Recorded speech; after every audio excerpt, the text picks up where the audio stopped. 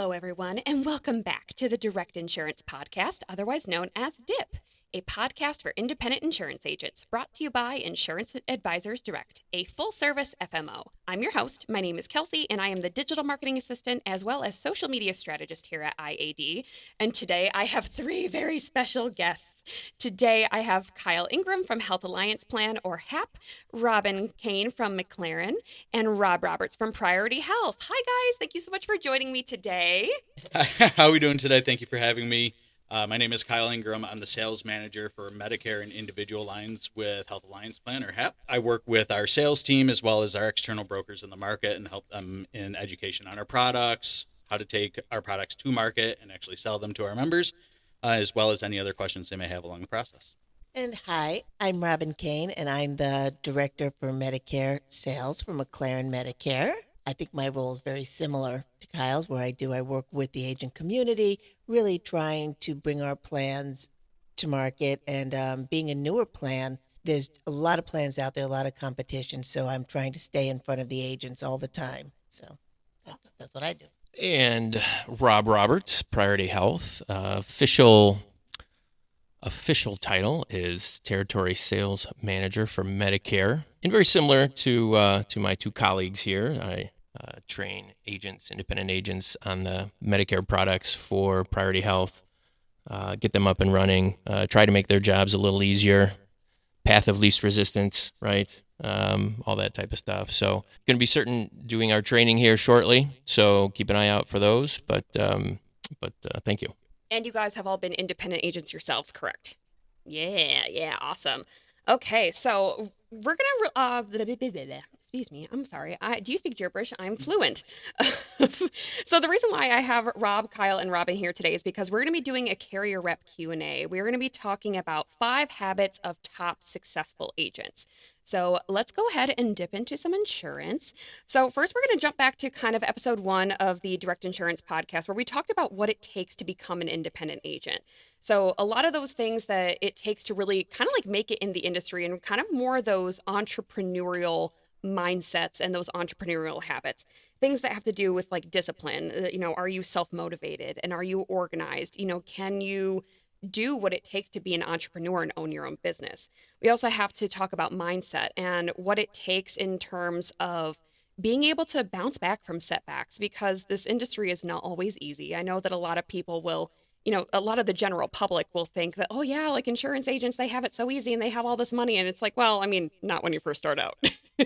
And it can be really, difficult to be able to bounce back from objections or being ghosted by potential clients or leads, and just never hear from them again. So it can be really difficult to kind of have yourself in that mindset of being able to bounce back from client objections. And then your willingness to be able to research, learn, and then put in the work as to what it takes to make it in the industry, whether that's product information or just business training, and just kind of getting yourself set up for success.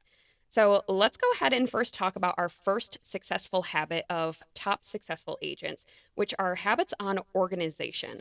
So let's go ahead and we'll kind of start over here at Kyle, and then I'll have everybody kind of go around and have their responses to what does it take to stay organized in this business? So that's a great question that I think a lot of people can struggle with pretty easily, especially when you are an independent agent and you're working for yourself. And these are systems that you're putting into place for the first time for yourself. A lot of us have worked for other companies where you're kind of told how things are going to be stored, how things are going to be filed, how many meetings you should have a week. So sitting down, and when you first get started, especially understanding what you want your habits to be, and create a procedure for yourself that you're going to hold yourself accountable to and follow. That is one of the biggest things that I see our most successful agents do on a regular basis, is they have a system. They follow that system. They do not deviate. They don't change. That's what works for them, and that's why they are so successful. So organization is huge. It can look the neatest possible desk, or what I used to be as an agent, which was controlled chaos.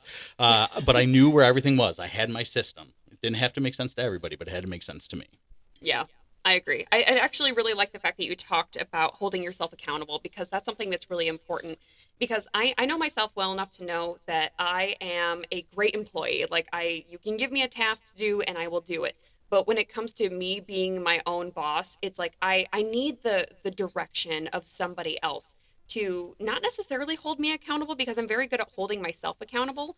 But when it comes down to having someone else there to tell me, like, hey, when is this going to get done? It just helps me in the follow through. So I know that I'm a good employee, but I know that I would not be a good entrepreneur in this business. So that's just something that I think is valid to like know about myself. So I'm glad that you brought that up. But also, I like the fact that you kind of touched on having a system. And I think that kind of even goes back to episode 2 of our podcast, where we talked about having smart action plans and how to develop smart goals as well. So, Robin, what do you think what does it take for an agent to stay organized in this business?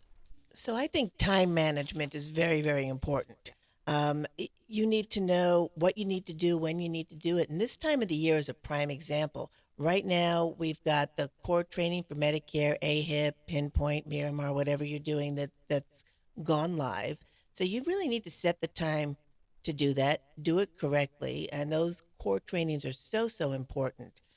Because there's so many updates. It's all about the, continuing education for the agents.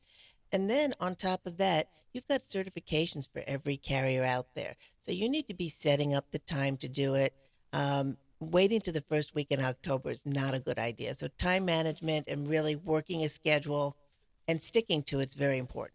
Yeah, and making sure that you have all of your contracts in line too. I think there was I don't remember exactly which episode it was, but I had Ryan Moorfield in here, and he was like, "Oh yeah, there are some times where I'm like waiting till like literally the last minute, and I'm like, Heather, help me," and I'm like, Ryan, no, like you have to like, yeah. So time management is very important, and I think that especially I just found out yesterday that in the state of Indiana, there's an extra 3 hours of requirement for the AHIP exam. So if you're an agent that's licensed in the state of Indiana, you really need to be, taking into account how much longer the AHIP exam is going to take you.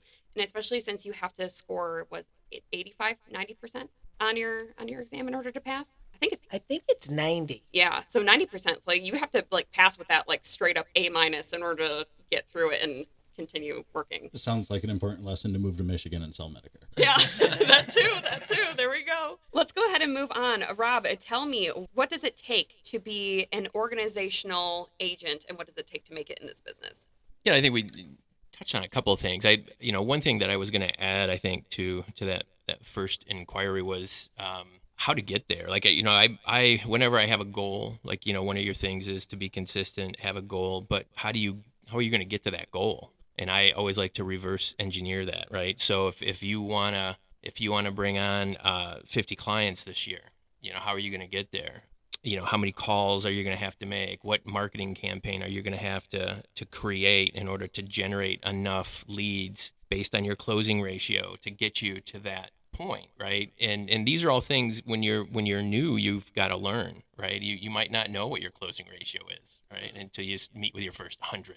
Clients. And of course, that's going to improve. So I always like to kind of reverse engineer. What are you going to do to kind of get into the goal that you've set for yourself? And I think the first thing that I would say for anyone new coming into the business as well, who's going to try and achieve a goal that they've set for themselves, is expect to be told no, right? And that's really difficult for a lot of people. And that, being told no over and over and over again, day after day after day, can be difficult, right? If you don't have the right mindset for that. And so just know that you're going to see a lot of successful agents out there, but they were in the same spot at some point, right? And you just have to put your mind that you're going to be told no, and that's okay. Being consistent, whatever that formula looks like, being consistent, being organized, all those things are going to allow you to achieve your goal much quicker.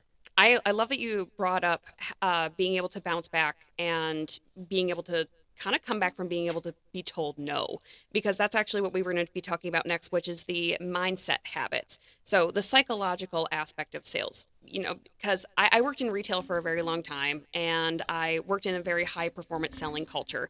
But in the sense of being able to be told no multiple times and being able to be like, okay, moving on to the next one, it's a lot, because especially too, if you're in the case of where maybe you even have a chargeback, that in and of itself can be really, really psychologically, I don't want to say damaging, because it's not like, oh my gosh, I'm traumatized, but at the same time, it's still hard, because you're like, oh my gosh, I put in all this hard work.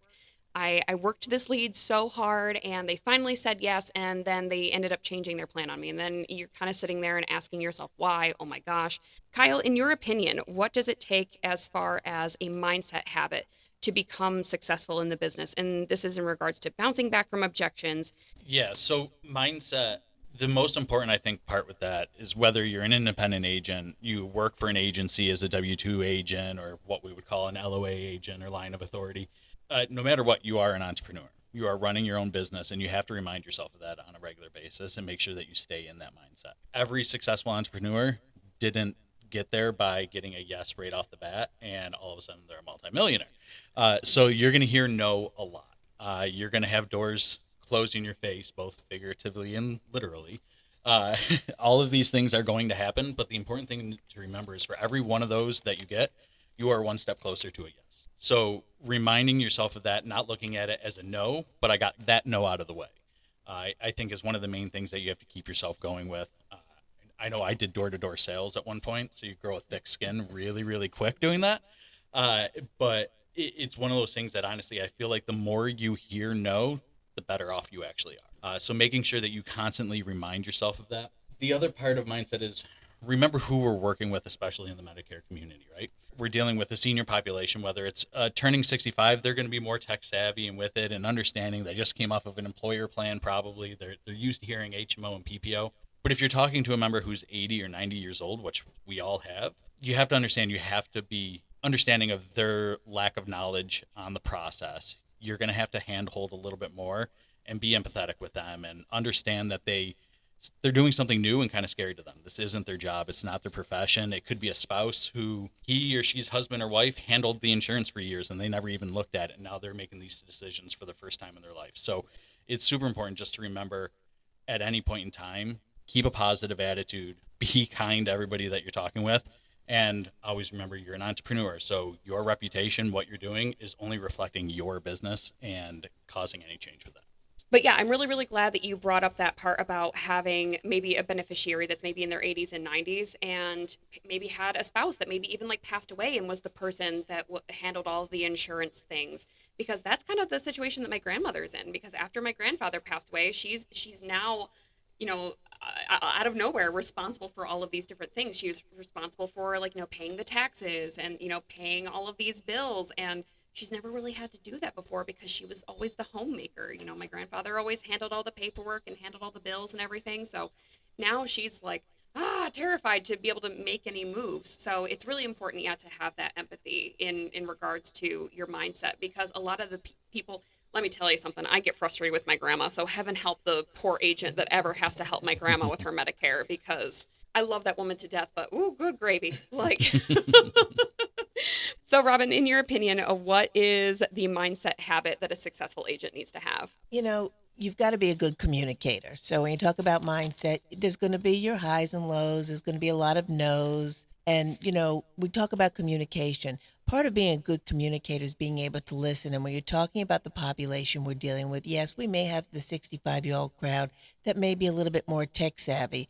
But I can tell you, I've dealt with folks that are surgeons. I've dealt with people that are, I don't want to say rocket scientists, but they still don't understand it. So, you need to level set. It doesn't matter where somebody's coming from, what their background is. It's a lot to absorb and understand, but make sure in your communication that you're listening to their needs. There's a lot of plans on the market. There's a lot of different types of plans. There's Med-Sup, there's HMOs, there's PPOs, all different types. And make sure that you're listening well enough to what their needs are and putting them in the right plan and giving them the right tools so that they have the plan that fits them. Yes. So I love that you had brought up about being able to educate your consumer and the fact that they might not understand everything that is involved with picking an insurance plan, because as an insurance agent, you've dedicated your career to understanding how the product works, how the industry works, all the ins and outs and all this other stuff. You have to think about the fact that the general public, they don't know any of these things. That's the reason why you are the industry expert, and they are pretty much relying on you for that information. And that's why I'm always telling our agents that are enrolled in our social media marketing program that to you, the ABCDs of Medicare, you can list them off like the back of your hand. Like they're super easy to you. You're like, oh my gosh, doesn't everybody know this? No, not everybody does know this. I mean, shoot, I didn't know any of this stuff before I started working here. So, I mean, how can we expect the general public to know that? And I consider myself a pretty well educated woman as well. So, and there are quite a few people, unfortunately, that are just not as well educated as I am, even, in their elder years and as a senior. And with technology limitations due to barriers to entry as far as the economic status. So a lot of these people might not even have a computer. They might not have the internet at all. They might have, they might have a smartphone, but they sure as heck don't know how to use it. So they are not even able to use their data connection to be able to Google something and be like, hey, what are the ABCDs of Medicare? They just don't know. So I'm glad that you brought that up about having, being a good communicator and understanding that your consumer doesn't always know what they're doing. But so, Rob, let's go ahead and get your input on what the mindset habits are for being a successful agent. Yeah, I think everyone's kind of touched on it a little bit already, but I think it's just having the right mindset, knowing going into this business that you're going to be told no a lot. There's a lot to learn as well. I think I will say this, I don't ever think that you always know everything, right? And I see this a lot. You have agents that come right out of getting their license, right? Their life health license. I think the mindset you have to have when you initially get started in this business is you don't know all the answers, and that's okay. I don't think your client expects you to know all the answers. As long as you respond to those questions that you are not aware of with, that's a great question, I'll get you an answer before the end of the day. And then quickly call your rep for that question. But the point that I wanted to make about that was be proactive. Go find the answer. Don't be hesitant to call. Find out, and you'll, no matter, there's people that have been in this industry for 20, 30 years that still learn something new every day, and that's what kind of makes this business really interesting. It can be something new every day for you. So don't ever have that mindset that I know everything, even if you've been in this industry for a long time, because I guarantee you there's a scenario there that you're going to come across sitting down with a new prospect that they will present that you have never come across before. So just have the right mindset of, making the call, doing what you got to do. Don't worry about the question that's being asked. Everyone started off in this business who's been successful, but be proactive. Make the call that you need to make to get the answer you need to service your client, because that's really the end goal, is you just want to provide your client the information needed so they can make an educated decision on to which plan is best for them. Yeah, absolutely. I actually really love the fact that you brought up about seeking out the information and maybe not having all the answers, because that was actually going to be my next point and the next successful habit. It's like I sent you a script. So our next habit that makes a top successful agent is having the knowledge, or maybe even when you don't have the knowledge, seeking out the answer. And I think that a lot of people can sometimes feel like they're backed into a corner in scenarios like this, where maybe a potential client is asking them a question and they want to feel like they have all the answers and come across as knowledgeable, because that's kind of the way that you end up getting a potential client, is by showcasing your industry knowledge. But then if they have a question that you might not be able to answer, it's sometimes easy to just kind of like either stretch what you do know, but then maybe not entirely give them the correct answer. So it can be difficult to just be able to say, hey, I'm so sorry, but I don't know that answer, but I will make sure I find that out for you. So, Kyle, in your opinion, what are the top characteristics of a successful agent when it comes to seeking out information and finding out the knowledge? Yeah, so this is the one aspect that these are all very important things, but I think the knowledge base is one of the most important, because you can put everything else together, but if you don't know what you're talking about, it makes it really difficult to discuss plan benefits. But this is also where I always suggest to agents to invest in yourself. So whether that's financially investing in yourself or investing your time to learn something new, go to conferences, go to your FMO trainings, go to the carrier trainings that we offer, but also research, go online, read the final rule from CMS when it comes out, actually read it for yourself instead of waiting for somebody to come out. I mean, obviously all of us carriers, we're going to interpret it for you, but it's nice when you can actually see it and you know what's coming down while we're taking our time to interpret everything. So I think investing your time into learning the products, the Medicare system as a whole especially, and then also how your partners are able to help you. Because that's another part of it in investing your time, is what can my centers of influence I work with, how can they help me? And understanding those different things are crucial to the business side of it. Yeah, I like that you had brought up about CMS compliance as well, because I feel like every single time there's a new final rule that comes out, like last year there was the call recording, and then this year there were all these new implications on like how to use the word Medicare and where it can and cannot be used, and even like using an image of the Medicare card. And I feel like every single time there's a new CMS update, everybody's like, the roof is on fire, because it's just like, what do we do?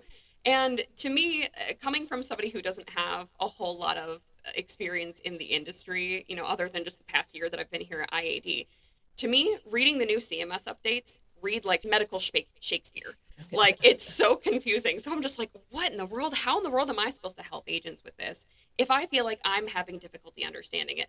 And every single time there's a new update, I'll print it out and, highlight the important parts and try to kind of interpret it for myself, and then try to get like a really holistic picture of really what they're trying to interpret, and really just how they're trying to protect the beneficiaries.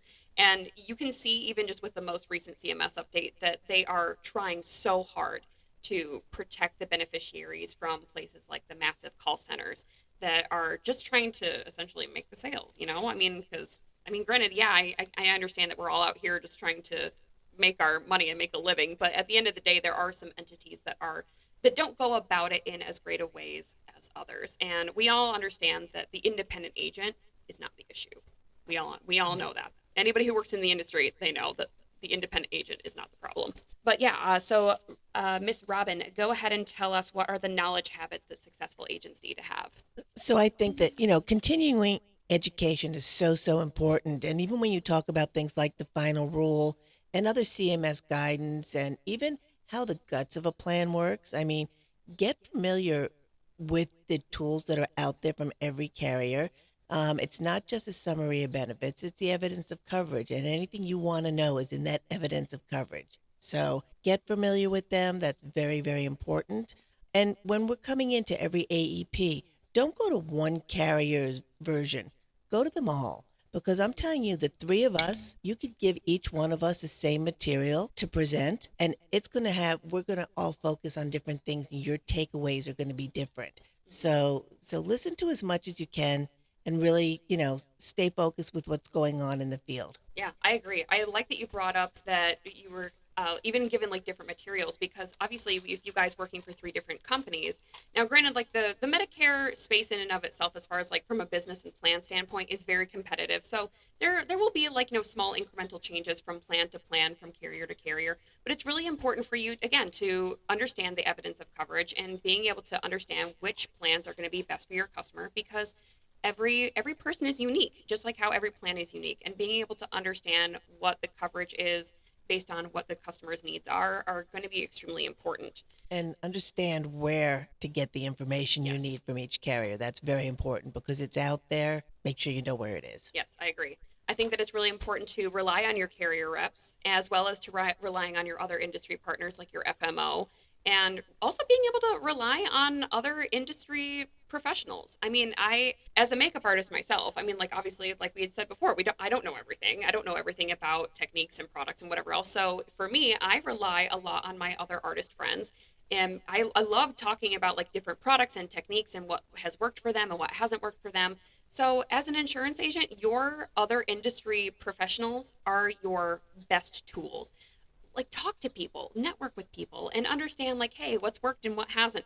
Tell horror stories and be able to learn from each other, because I think that when in any industry, the more that you network and the more that you work with other people, the stronger that you'll be. But so Rob, let's go ahead and get your input on what knowledgeable habits make a top successful agent. Yeah, I just think, add a little bit to what's already been said. I think investing in yourself when it comes to trainings, seminars, events, engaging with those in the community, I think is really, really important. You could sit in a class for 10 years and not learn everything there is to know about the insurance industry. But as you gain knowledge through experience versus, with meetings from your clients, to having those conversations with colleagues at NABIP events, for example, or doing your trainings through your FMO like IAD, those are critical because you can learn those questions perhaps that you've been asked or have not been asked, even more importantly, from your colleagues. And so then you do have that knowledge when it does occur, because you'll notice the more you meet with clients, you'll tend to have at least the same questions over and over again until you get thrown that curveball, which always happens, right? So invest in yourself, become part of the community, whether it's time for trainings, certifications through your, like I said, FMO, like IAD or NABIP, or even just surrounding yourself with successful agents within the community. I'm really floored at times by how giving agents are in this industry, and how they're willing to give their time and mentor people and things like that. So, I'd say just get engaged and invest in yourself. Yeah, I agree. I like the fact that you're talking about like essentially building a community, because one of the things that I tell our agents all the time is that for marketing purposes, they should be utilizing like Facebook groups and LinkedIn groups and really getting to know their customer. Join a Facebook group based on something that your potential audience might be interested in, but also something that you're interested in as well. So then you can get to learn more about these people and what their needs are. And so then you can actually connect with them as well. But another important thing is to join Facebook groups for other insurance agents too. So then you can use these groups as a means of networking, learning from other people. And so, I mean, I tell people all the time that Facebook groups and LinkedIn groups are basically just virtual networking events. You go in, you can introduce yourself and say, hey, I'm new to this, I do this, like blah, blah, blah. Can I get help with such and such and such? And there will be people in the comments that'll be like, yeah, sure, absolutely. Here's what you need to know. And I think that is something that is so important, because I know that there does tend to be a lot of gatekeeping in this industry. So when you do find a lot of people that are willing to kind of essentially give you the shirt off their back in terms of knowledge and information, don't take that with a grain of salt, because it's really important to have. So let's go ahead and jump into marketing habits. So there are obviously, when it comes to being an entrepreneur and marketing yourself, what are some important habits, Kyle, that you think that top agents have or that they need to have? Yeah, so this is a multifaceted topic. Yes. Because it can mean a lot of different things, obviously. But first and foremost, I think the most important thing you need to do before you start actually either marketing yourself or starting a marketing campaign is to understand your own personal brand. I think you need to take the time to realize who you are, who you want to represent yourself to be, and to work on that elevator pitch. Yes. When you start networking, you really only have 30 seconds to grab somebody's attention and get them to understand what it is you're doing. So make sure you're practicing that. Make sure you're standing in front of the mirror doing it and you're comfortable. You can say that in your sleep. That's the most important thing, I think, to start off with marketing. Once you have that down, you can sit down and really figure out, how do you want to go about marketing? Are you going to go straight grassroots and you're just going to be doing networking events, hanging out with the Chamber of Commerce, getting to know everybody at senior centers? Or are you going to do direct mailers? Are you going to buy warm telephone leads? What are you going to do? And understand not just one of those is going to fill your pipeline. I'm a big believer of the hub and spoke model. You need a lot of different spokes in that wheel to make sure that it's strong. It's the same thing with your pipeline. Have a bunch of different ways that you're going about marketing, but again, have a plan when you're going at that. And then the other thing is, any of these things that you are looking to do, don't give up on them right away. Nothing is going to work right off the bat for you. It takes some time. You'll hear me say this a lot. If you talk to me, I'm a big proponent of Chambers of Commerce. I'm still on a board of directors for one, even though I haven't been an agent, and I don't want to say how long. But this was told me by my first chamber director when I first started going. She told me it works if you work it. If you come once a month, it's not going to work for you. But if you consistently show up, you're consistently there, you are going to make the connections, and it's going to start working for you as well. So that's what I think the most important part is. I agree. I really like that you had brought up not only consistency, because consistency is definitely key. I mean, when it comes to any business, any strategy, you can't just try something for a month and be like, oh, well, it didn't work. It's like, well, no, you didn't give it enough chance. Like at a certain point, if you're only doing something for a month or only doing something once a month, you're not being consistent with it. And it's not going to help you build your business if you're not going to be consistent with it. But I also really, really, really love the fact that you brought up that about a personal brand and having a great elevator pitch. And I always say that the best elevator pitch is your personal brand, who you are, what you do, and how what you do provides people with value. And that was, again, kind of like another podcast episode that we had talked about with Tiffany Malik. because she is a TikTok, I guess, influencer. She's a TikTok creator. So we talked about like her personal brand and just kind of how that kind of all came to be and the difference between your personal brand, your business brand, and just who you are as a person, and how all three of these things kind of come into a nice, happy little marriage as well. So, Robin, go ahead and give us your input on the marketing habits of successful agents. So, I agree with everything that you're saying so far. And a lot of it is going to be trial and error. And again, got to try it more than once, more than twice, and be consistent. We live in a different world now than we did. And I'm going to say pre and post COVID. Some of the things that we see that may have worked pre COVID are not working anymore because we have moved, even though our masks are off, we have moved to a more virtual world. And how do we get in touch with that virtual world? Because even in the population that we're serving, a lot of people have, learned to go and search out different ways of getting the information they need. So I think it's really trying new things, seeing what works, what doesn't work, and sticking with things. But again, we're never necessarily going to ever go back to how it was before.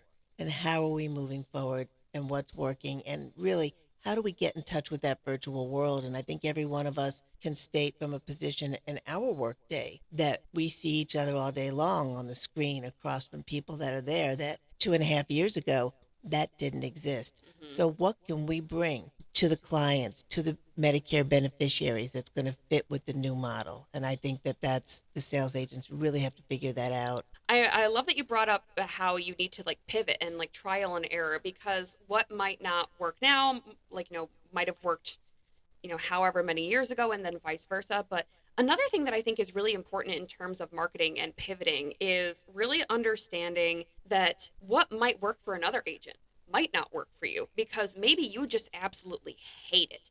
There might be some agents that see a lot of success from cold calling or getting the warm transfer leads and sitting at the computer all day and just waiting for the phone calls to roll in or for like the little chat boxes to pop up.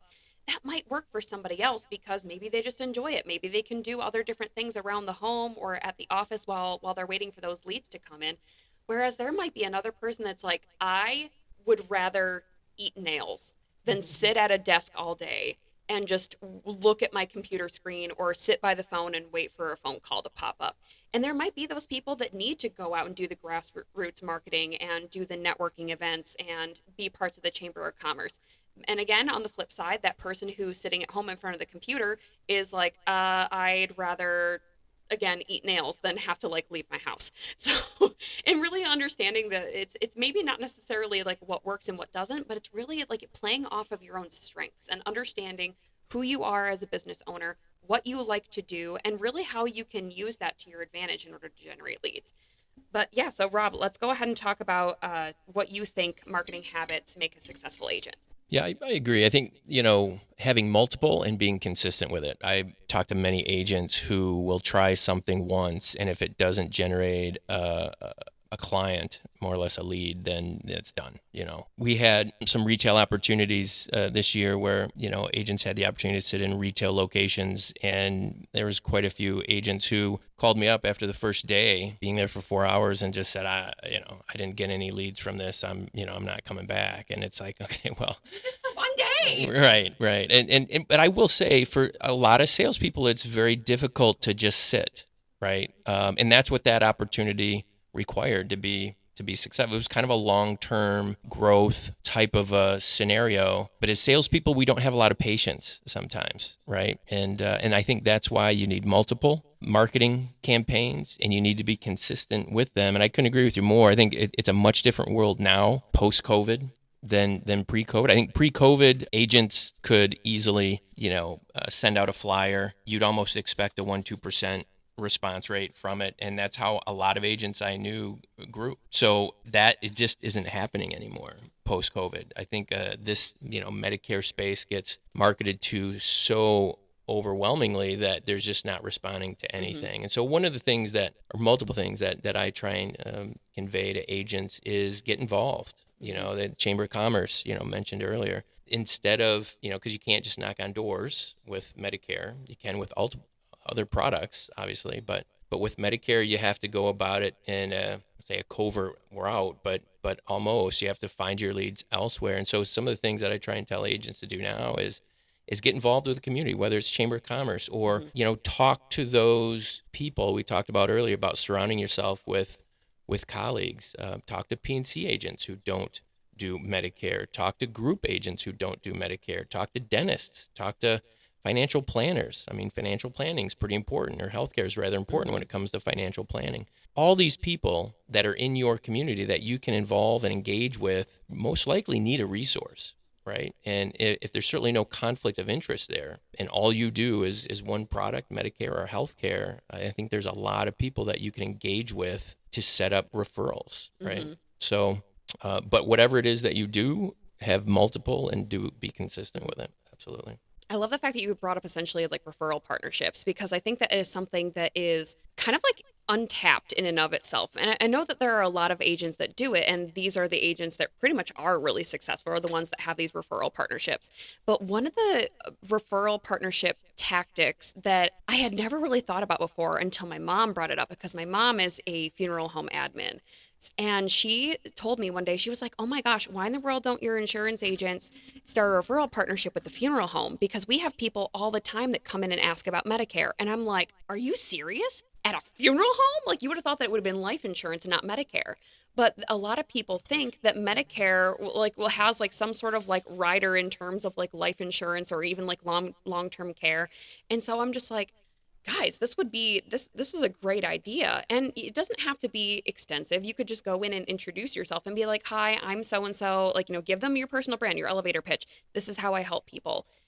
I would be really, reluctant to be, or I would be really excited to, have a referral partnership with you and your funeral home, just because I have obviously elderly clients that are in the Medicare system.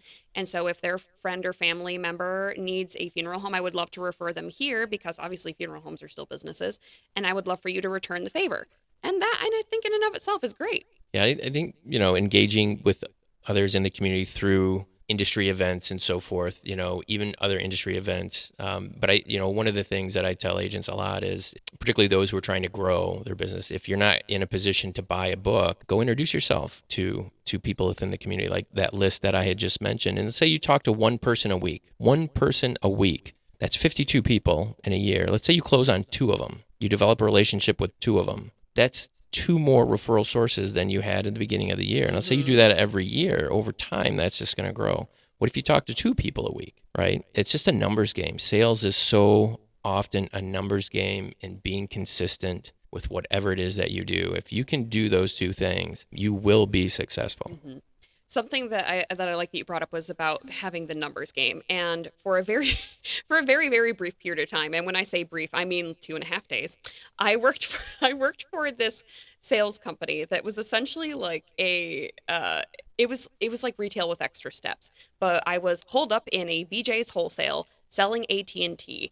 And the entire time, like all of our morning meetings, were just basically talking about how 90% of the people that you talk to today are going to tell you no. But you are looking for the 10% of people that are going to say yes.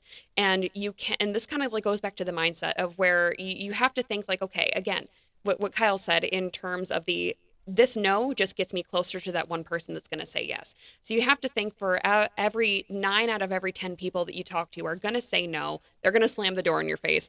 And speaking of doors, another thing that, that was new with like a CMS update was that you can't go door knocking anymore. And I was actually kind of relieved by that, because let me put you this way. People these days are cray cray. Okay. I would never in my wildest dreams go up to somebody's door and knock on the door, because I don't know what they've got behind that door. They could have something that could hurt me. So therefore, I am not going to go door knocking. But I think that it's really important to understand that, like you said, it's just a numbers game. Like, you kind of have to play with the statistics of it and just keep bouncing back. And, and like you'd said before, invest in yourself. Yeah. And there, there's a couple of ideas, approaches to sales, right? One is don't take no for an answer, right? And in this business, and maybe that's successful in some business, in this business, I just never thought that was the right approach. You can't be too pushy. You're more of a consultant, right? As an independent broker, you're not selling a specific product. You don't have to. You can be a consultant. And, it's like Kyle had mentioned earlier, and you had mentioned it's somebody out there is looking for your service. And if this person tells you no, great, here's my card. If that need ever does arise, let me know. But move on to the next opportunity, because there is somebody out there who does need your service. I agree. I also, because kind of like bouncing back to what we had talked about a little bit earlier about the engaging in the community versus maybe doing the business reply cards or the cold calls, and in being in a post-COVID world, is that a lot of people really are craving that face-to-face interaction. They're really looking to support businesses that they believe in and that they feel like align with their own beliefs. And I think that also kind of ties back to showcasing your personal brand, because people want to buy from good people. And that's why I always say, like, hey, if you're looking to generate leads, go volunteer. Go, like, get a group. Maybe you and your agency, you guys can go volunteer at like a Gleaners food bank and go network with other people. Take pictures and like you post it to social media and just kind of like show people that, hey, these are our beliefs, and this is how our business believes and how we can support our community. And in turn, I feel like it's almost like a good karma type thing where, you do good and then the good comes back to you tenfold in that sense.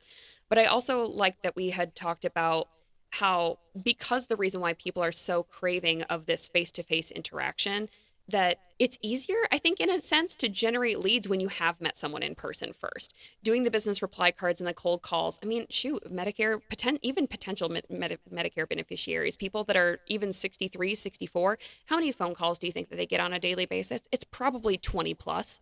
So if they finally meet someone in person and they're like, oh my gosh, I get all of these Medicare phone calls, but like, I just don't know who to trust. Like, they're talking about this and that, but I just don't understand it. But if you're able to sit there and say, I would love to explain it to you in a way that will be easy for you to understand, that in and of itself would be a huge lift off of this person's shoulders. So I think that it's really important, again, like we said, to engage in the community and develop relationships, because I think that's the most important part of this business, is developing that relationship, because then that's how you are going to generate more referrals. So do you guys have a habit that we didn't talk about yet that you guys think is important in terms of having a successful agent? Yeah, I'll take that. I think there's one that any one of us probably could have added in here at some point, but we've had so many other good topics to bring up, and that's to advocate for yourself. And you're able to do that through associations. I think Rob had made the acronym NABIB earlier come up. That's the National Association for Benefit Insurance Professionals. That's an association that is here to advocate for you, both on a local level with legislation, but also at a national level. So getting to go to those, not only is that there's one of your time investments for yourself, is go to the meetings and the educational events that they put on, but it's also a chance for you to visit places like their Capitol Conference and lobby for yourself and your coworkers on the things that we need change on in the Medicare space. You don't like the 48-hour scope rule this year? Good. Come with us and advocate against it next year and why we think that's something that could change. If you don't like call recording, great. Come down with us. Explain that to legislation why that's not something that you want. I think that is the type of thing that we need as a industry as a whole, is our good agents that are out there doing the right thing for our members day after day to be the voice. Don't let the bad actors be the voice. You come out and be the voice for yourself. I was just saying, the only thing I think I would add to that is the more members an organization like NABIP has, the bigger the voice you have as a result. So just something to think about when it comes to membership for organizations like that as well. And my answer is going to be so much simpler when it comes to habits and, what they need to do. Number one, always carry your business cards with you. And after you make that sale, it's as simple as saying to that person, if you know anybody else that I can help, here's a couple of my cards. So if you do the right thing by them, they're going to refer you. So it's a relationship game. Build the game. I don't know how many times, and I'm sure you guys see this too, a member will call into the plan. They don't know who their agent is. Yet when you look up, you can see it's somebody that is a field agent. So make sure that that client knows that you're their agent, because when they want help, they're going to reach out to you, and they're also going to give referrals. So again, relationships, relationships, relationships. I'm actually glad that you brought that up because that was actually a part of a webinar training that I had done like last week or the week before was 5 free lead generation strategies for summer 2023. And one of them was being a business card fairy. Like you just sprinkle your business cards absolutely everywhere. If you go to a local sandwich shop or even just like a local diner and you notice that there's a group of seniors that goes in there relatively often because, I mean, what else are you going to do in retirement, right? I mean, like, you can go hang out with your buddies at the local diner. There used to be a group of people that I know that would always hang out at the 50s McDonald's. If you know where that is, make sure you leave us a comment down below. And and it's really important to understand like where your customer is. Who is my customer? Where are they? And how do I speak to them? And if you are in the state of Michigan and you like Big B coffee, if you go into a Big B coffee shop, there's usually a cork board that says the community board. And that's where other people in the area that have small businesses, they leave their business cards. So that's another great way to do it as well. And having those referral partnerships in with your clients is super important. And the way that you can generate those referrals is by maintaining a relationship with that client, whether that is putting them on an email CRM list and where you send out a monthly newsletter, something about you, something about the industry, and then something funny or maybe like a recipe or something that keeps them engaged with you and isn't just always about business. And you can always relate it maybe back to the industry, but at the end of the day, like people don't want to hear about insurance all the time from you. They want to know a little bit, but they don't need to know everything. If they want to know that if they have something to ask, they're going to come to you and ask it. Wish them a happy birthday. There's all Yes, kinds that of too. programs out there that will send out happy birthdays. I was going to say that, yeah, too, like birthdays, anniversaries, and especially too, another huge thing that goes a long way with people is keeping up with them on social media and like understanding like, oh my gosh, like Susie, like congratulations on the birth of your third grandchild. Wonderful. Oh my goodness. Prayers for you and the family. Like, oh my goodness. And also like keeping up with condolences as well. That also goes a long way with people too.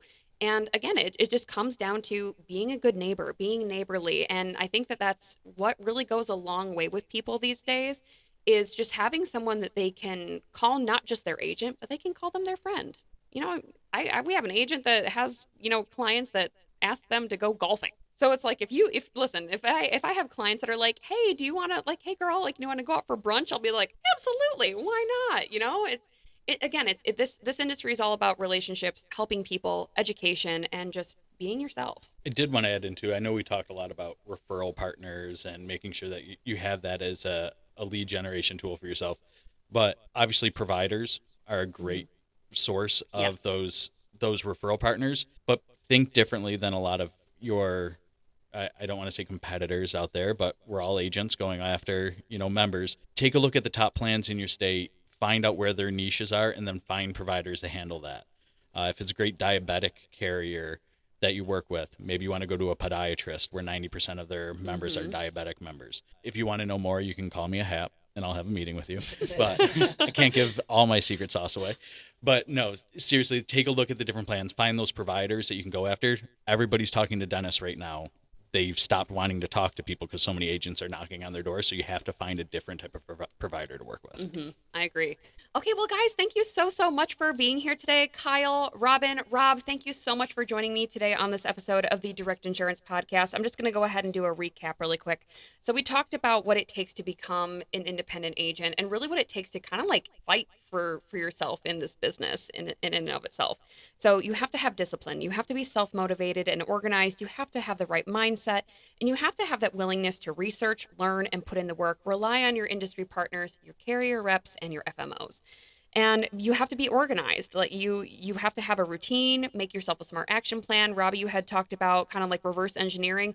Start with what your goal is and then break that down into smaller chunks so then it's easier to achieve. If you want to say you want to bring on an additional 100, 200 clients this year, you have to think about like, okay, well, how many people do I have to talk to in order to make that happen, and break it down into weekly or monthly goals. We also talked about mindset habits and what it takes to really bounce back and how you get told no a lot, but you're looking for that 10% that's going to say yes. And just know that every single time that somebody says no, that You only got to get that no another 8 more times before somebody else is going to say yes.